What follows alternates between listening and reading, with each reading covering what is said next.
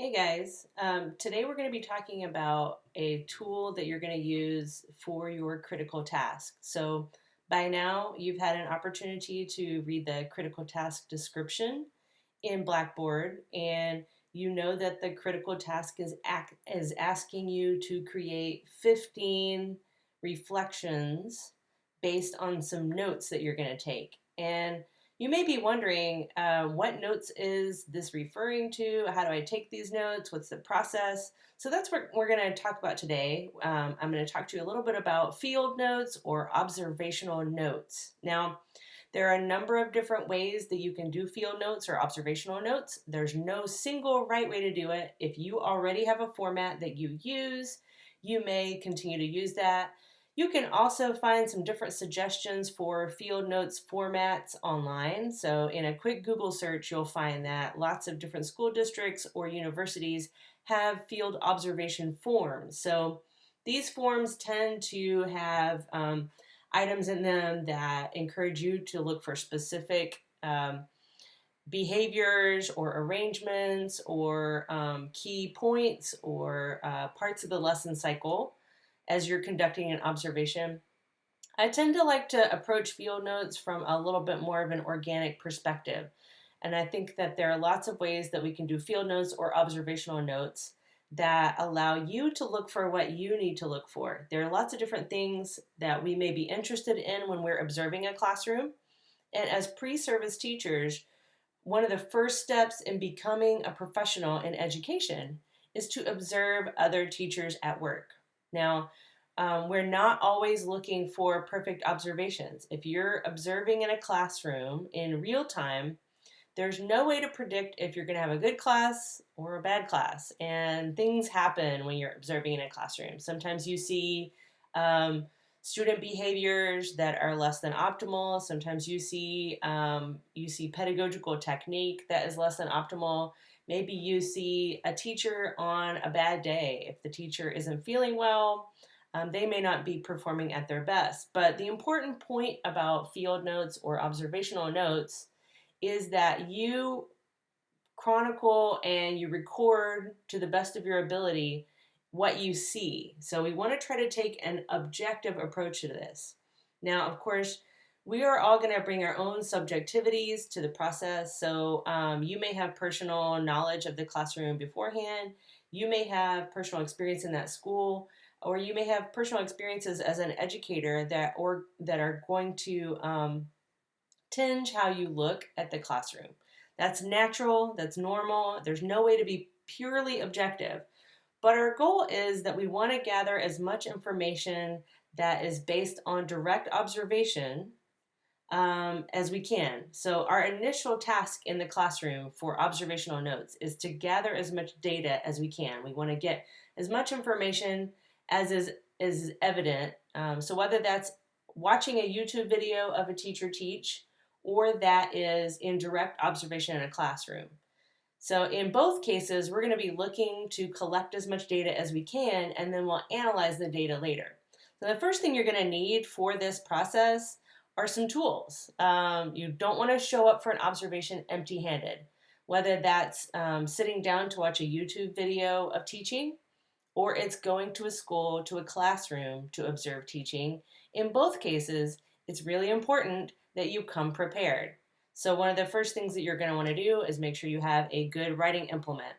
And I always carry a backup. So, I've always got an extra pen in my bag.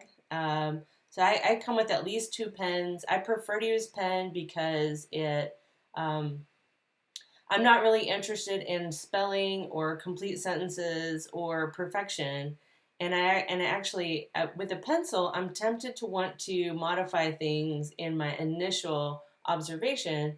And I think it's really important to kind of stick with the immediate thing that you're writing in that moment. So if you're taking field notes and you write something down, you think later, well, maybe I should have worded that differently. But rather than focus on changing your observational data, you're going to think about your analysis section. So you're wondering what I'm talking about with analysis section, and I'm going to show you that in a minute. But first things first, make sure you've got a pen. The other thing you're going to want is some kind of pad to record these over time. So this is a steno pad. and it's about 5 by 7 inches. You can get a steno pad if you like. The thing I like about a steno pad is that it's divided vertically. So you notice that this has this vertical line already made for you.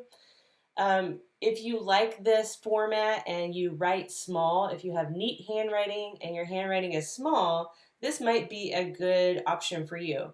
You can, of course, also use a hardbound sketchbook or a spiral bound sketchbook. You can use any kind of bound paper. The idea here is you don't want loose papers because you're going to lose track of them, and you want to think about charting over time. So we need to collect data in this observation and then retain it to compare to other data later.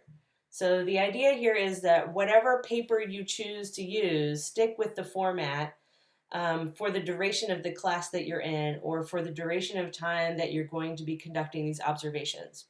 So again, you can use a steno pad. Here's one option. My preferred method is to use a hardbound book. I like something that's got a hard cover that's durable because if I'm out in the field, if I'm on the playground, if I'm observing in a museum, or if I'm observing in some other setting that I may not have a surface to put my writing on, I like a hardbound book. Now, in the absence of a hardbound book, the next best thing is a legal pad. I like legal pads because A, it's got this nice bright yellow color that helps me see the text clearly. And of course, if you don't like yellow, you can always get legal pads in just about any color these days.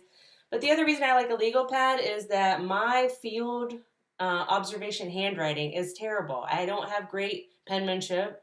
My handwriting tends to be large and it tends to be messy. And so I need to be able to read my own notes. If you struggle to read your own notes because your handwriting is not fantastic, this may be a better solution for you. Go with a larger format. Now I'm going to skip a step rather than draw this out for you and waste time in this video. I pre-prepped a page to show you how I set up my paper for a field observation. So you'll notice at the top, if you look carefully at the top, you'll see that I made an area in this upper column I put the date of the observation, the time of the observation, and the location. Now, if this is a video, you may want to put just the title of the video for location. And as far as the time, you may put the total time of the video. And for the date, you're still probably going to want to put the date that you observed the video. So not the date that it's recorded, but the date you observed it. And then the next thing we want to think about over here is the number of students. How many students are in the room? This may be key to some of the observations you're going to make. And then you want to put the lesson title, if you know it. If you know the title of the lesson, put it there. Or the subject matter that's being taught. So if there is a specific subject being taught, then put that. Or if it's something like carpet time or circle time, put that. If this is playground time or PE, put that. But just put something here to guide you so that you know there is kind of an overarching theme to it.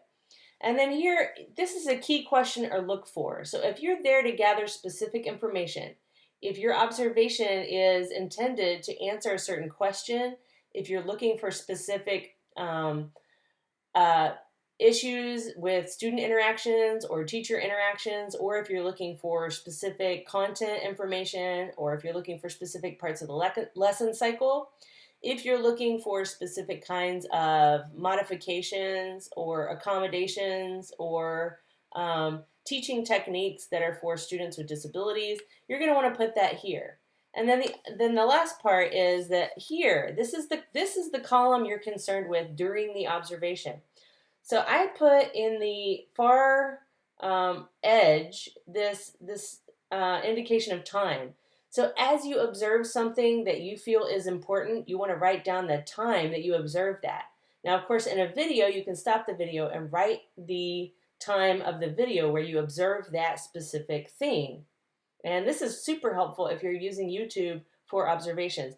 But if you're in a classroom, you can do the same thing. Look at the clock. If you don't have a clock visible to you, you may want to use your mobile device to keep track of time. Or, if you have a watch, if you have a wristwatch, record the time that you observe something. And then, of course, what I have here is a prompt to remind me, this is what I noticed. This is what I'm seeing in the classroom. These are my observations. So this can be, when I say what I noticed, notice that I say what I didn't write here, what I see. This isn't just what you see, but it's also what you hear or what you feel or what you're experiencing. So think about this as noticing. It's what you can visually observe and gather through other senses. And if for instance you want to say the tone of the classroom is tense or the mood here is somber, these are things that may be important. And then the category over here, this is after you're done. So we're going to fill this up. You've got the whole page to write what you notice. So these are all of your observations. And then when you're done with the observation, we leave this column alone. Now, after the observation, when you're done with the observation, you're going to move over to this category. So this category is what it makes me think or wonder.